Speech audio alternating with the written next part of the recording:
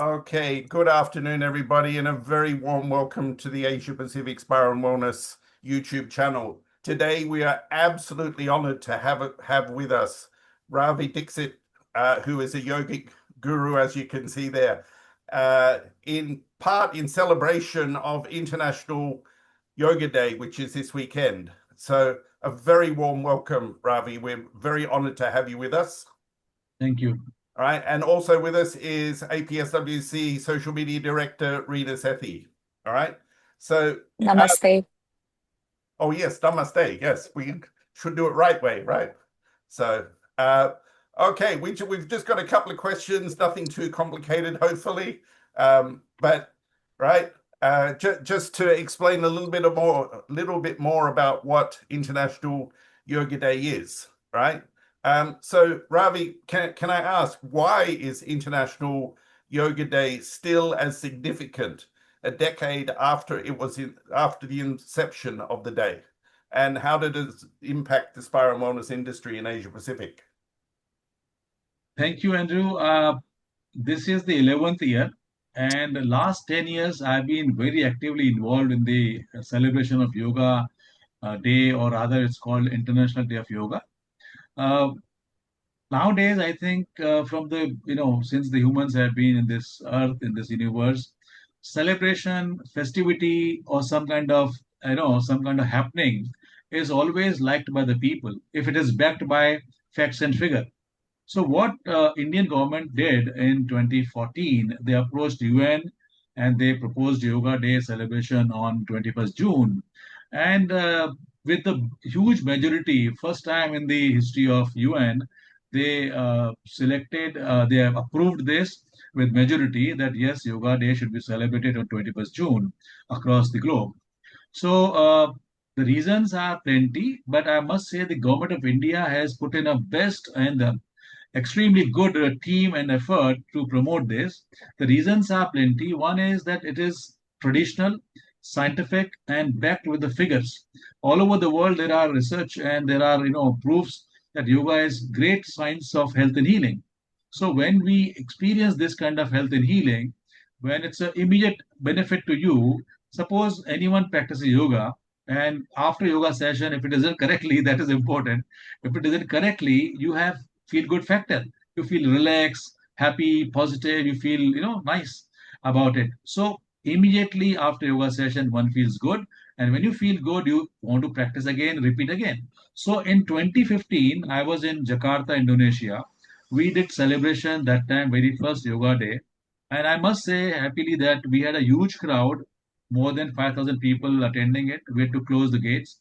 So from there till now, it has been a great celebration, festivity. It's like a function, it's like an event. Right. People love this. And Government of India has done a great job, but people have enjoyed, accepted it because it requires nothing. Yoga can be done anywhere. It has no difficulties, no excuses, and it is backed by the science, facts, and figures. It is great for your well-being. It is great for prevention, great for healing, and nothing. At least you feel good. So feel good factor we all need. Endorphins are released, various hormones are released, and we call them daily dose of hormones. D4, all those things. So great feeling, wonderful experience, and you remain in harmony with the world, with yourself. Imagine if some science like yoga gives you harmony with yourself, with the world, what more you want beside peace of mind? So Okay. I think there are many reasons, but these are the scientific and traditional reasons. Yeah, well, I mean, yoga is today celebrated around the world, or practiced, should I say, rather than celebrated. Sorry, just I'd like to introduce Shiva, who is the yoga master at Angkor Grace, or Om Wellness Center, Home Yoga Center. yes, sorry, at Angkor Grace in Cambodia. All right, so welcome, Shiva. All right. Thank you so much. Okay, Ravi, Namaste. thank you for that. Rena, you've got a question for Ravi? Yes, I do. So, Mr. Ravi, how can hospitality, spa, and wellness centers integrate authentic yoga practices beyond just the physical aspect? See, nowadays everyone looks for business come pleasure. So when they come for whether it's a business or pleasure or something, you need peace, you need health, you need happiness. Without this, your whatever meetings or you book your hotel or go here and there doesn't make sense. You always complain of neck pain, back pain, diabetes, pop in pills, all that. So this science of yoga, health and healing, which is traditional and scientific, is fantastic way to keep it in the spa so that whoever comes there, whoever lives in your hotel or wellness centers, will not only have business come pleasure and peace. So that is what they will really enjoy. So I think it's a great way to have yoga therapy, including maybe panchkarma and naturopathy in every spa. And lately, I think there is hardly any spa where it's not there. The only my worry is the traditional scientific, proper way of yoga is still missing out. That's why sometimes people have experiences of neck pain, back pain. They really wonder whether they should continue or they should stop. So I would really insist on having good teachers, trained teachers, and teaching them genuinely correct yoga, which is not going to harm you, give you side effects. So it's like a fantastic way, and this is the happening now. Every spa should have yoga, and it will be great for your business and for the customers and all that. So, Mr. Ravi, beyond the physical asanas, how would you recommend that hospitality industry can incorporate yoga into their offerings? Wonderful question. I always insist on again having the theory, the philosophy behind it. Unless you give them the basics, the theory, principles, and the philosophy of yoga, which is great. It's not just doing 1 hour of yoga, asanas, or pranayam, but remaining 23 hours, you are worrying and having stress, and lifestyle is totally gone for toss. So, yoga is a way of life. It's a completely way of how you deal with the world, with yourself. Unless we have harmony with ourselves, we cannot have harmony with the world. So, yoga gives you that. It gives you bliss, peace to yourself first, and then obviously you spread to the people. And yoga has 8 steps. I'm just telling you the yam, niyam, asana, pranayama, pratyahara, dharana, dhyan, samadhi. So it is a great science. And Muni Patanjali is the one who wrote systematically on the paper. He has written 195, 196 sutras. So those sutras have all the detailed science, complete philosophy.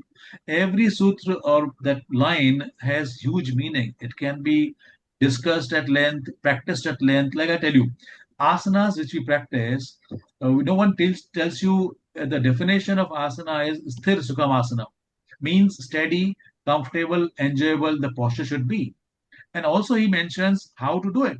It says prayatna shaithilya anant samadibhya, means effortless process. So when you follow these principles, when you go into the philosophy, the science behind it, you can't go wrong. Then what you gain is smile, nothing else. I mean, Thank you. if everybody listening to this doesn't want to start doing yoga now, I mean, I think they're completely crazy. So, Ravi, I mean, thank you for your, to me, very clear explanations and answers here. I'm actually going to go off script a little bit and ask it a little bit different question. You spoke about teaching and doing yoga properly, right? How is the best way to qualify teachers, or if somebody wants to be a teacher, what should they really be doing? Ministry of Ayush and many governments nowadays have these systematic university, college, or established a certified way to make the yoga teachers. So ideally, we should have the process of checking those certificates, those kind of documents, or at least we should have two things clear. One, what kind of yoga teacher you are dealing with, whether his own behavior, personality, his own way of teaching, talking impresses you, gives you benefit, and on paper it should be established that there is a some experience or training, teaching course for around 1 year. In India, we have minimum 200-hour course, certificate course, diploma for 6 months, 500-hour course, then 900-hour course, and so on. So there should be some valid degree or certificate. This is one. Second, the yoga teacher should always understand that what you need. See, even our very expert teachers and experts do the nadi prediction. They check your pulse. All right. Sometimes even the experts check your pulse and then give you the program. So there are these vata, pitta, and kapha. There are three doshas. So sometimes we discuss that. We have a questionnaire. We ask the student what all answer they give. Based on that, we give the program. So 99% one should go by these principles, checking the certificate and documents. Otherwise, just pray to God, hope for the best, and be lucky to get good teacher. Okay. Shiva, do you want to comment there? Right. Yes, thank you so much for inviting. And first of all, apologies that I was a little late. I'm not that tech friendly, and people were helping me behind the scene. So, talking about becoming a yoga teacher and how people can start with this, Ravi mentioned a very good point that it should be a long training, right? It's not like a short-term training nowadays. What is happening everywhere in the world is like you do a month course and then you become a yoga teacher. But first, I think we need to adapt the lifestyle itself. Like it is not just a practice, it is a way to live. So to keep this idea in the head of the students who are trying to become yoga teachers, first we have to guide them towards living this lifestyle properly. And once they have it in them, then slowly they can start learning how to teach. So it's a long process. Like in India, just to become an Ayurvedic doctor, you need 5 to 10 years of course experience learning. So this is very good. I myself did the course with Ayush Ministry from Morarji Desai National Institute of Yoga, and also from Skill Ministry India. So you don't recommend just watching a 1 hour YouTube video and then call yourself a yoga teacher? No, I would not. I would not. As Ravi mentioned about Sthiram Sukham Asanam, which means being stable and comfortable in a position. To just gain that stability and comfort in that position takes a long time. I feel like the practice of yoga first gives us this lesson of surrender our own ego and then become comfortable in that. Okay. Thank you very much for your input there, Shiva. All right. Okay, we just go back to my questions, or the few questions we drafted for Ravi. All right.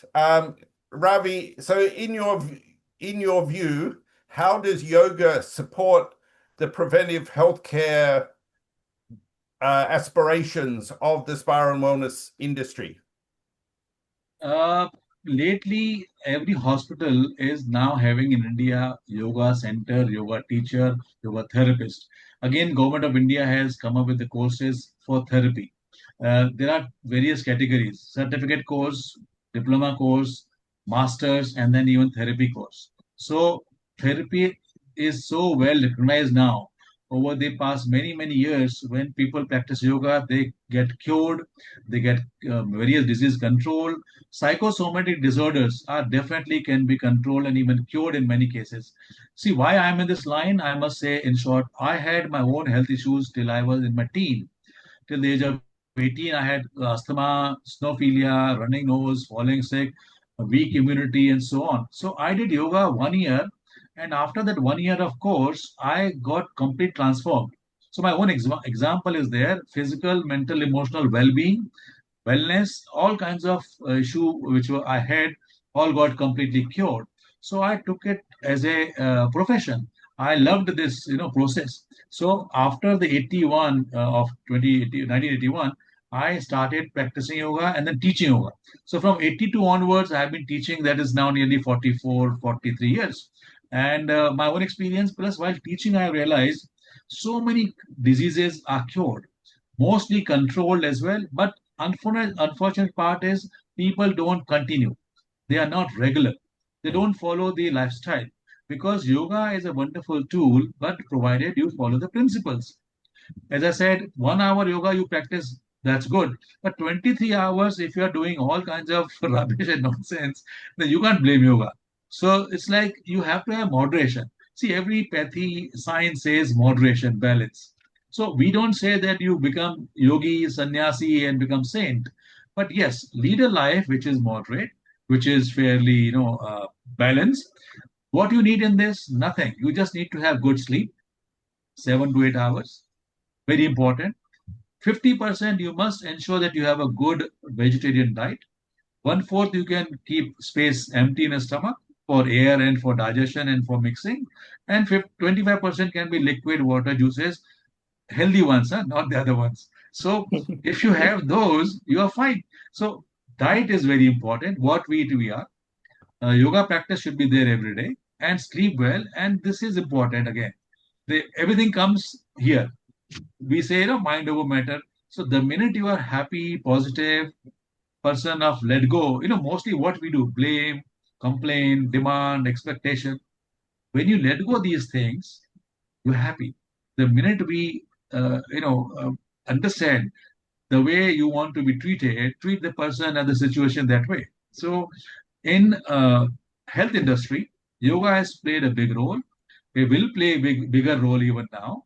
And I think all over the world, people should really use this tool of yoga, which is scientific, traditional, in the hospitals, pre-sickness, post-sickness, pre-operation, after operation. There are many documents. When you pray, do meditation or chanting or something before your surgery will be successful or will be definitely having less problems. So it's a scientific fact. The minute you calm down, do some breathing or meditation, again, I said happy hormones are released. So it all goes down to the practice of yoga, but correct yoga. I insist again. Please do yoga, but the right one, not the wrong one. Okay, understood. Thank you for that. Right. So, Reena, you had another question for him? Yes. So, Mr. Dixit, according to you, what role do you see yoga educators and institutions in making wellness more inclusive and culturally rooted in today's global world? For this, I think all the governments, like how Indian government has taken up so nicely, they plan the whole thing so systematically that everything is like now yoga day. So few months before, maybe 6 months before, they start the process of giving the directions, planning, and so on. And then everyone comes in the picture and starts the celebration or practice and so on. So it should come from the governments of various countries. It should come from the NGOs, various organizations, institutions. And once it comes from the top, it will definitely go down. As the water flows from the top to down, bottom, same way it has to come from the bosses, from the people, those who matter, those who are, in society, those who have some say. But at the same time, the courses, proper courses, proper design of the certificates, therapy, and all that is important. So one has to go into the theory. Generally, people are all doing asanas. So theory is important. Again, philosophy is important. And combining with naturopathy and panchkarma, it will do wonderful. So I think this is new normal, I would say, that yoga should be there. It should be there in hospital, in spa, every home. And people don't, I haven't heard people saying that, okay, I don't want to practice yoga. They may delay, they may find priority little change. When you're young, you are into business, you want to make money. People have priorities, but they also do it nowadays. My son was telling me, I must say this, my son, daughter, both have done double masters in yoga. And son was telling me that, he should teach or we should teach the youngsters saying that have you how to hack the mental issues, how to manage the mental issues, emotional balance in the school time, college time. It's such a huge competition, wrong habits, wrong kind of companies, issues. So mental, emotional intelligence and balance is so much required in the youth, and youth is future. We all know that. So I think if we go down to the like schooling, from schooling it should start. Indian government is doing it from this year, that yoga will be part of their curriculum from the primary itself. So not compulsory or forced one, but happy one. So from like 10 minutes, 20 minutes. So from schooling, from college, and then once you enjoy something like happy hormones, you want to do it again. You want to repeat. Well, I mean, we are creatures of habit. So if we start out younger and and do it, then we sort of have it for life. Okay, Ravi, we're actually running out of time here. So last question, just very quickly, right? As we said right at the start, this is about introducing International Yoga Day to the world through the APSWC YouTube channel. So again, thank you for being with us and sharing this time. All right. But as we go into International Yoga Day or International Day of Yoga, is there a single message or a single intention that you would like people to carry into the day?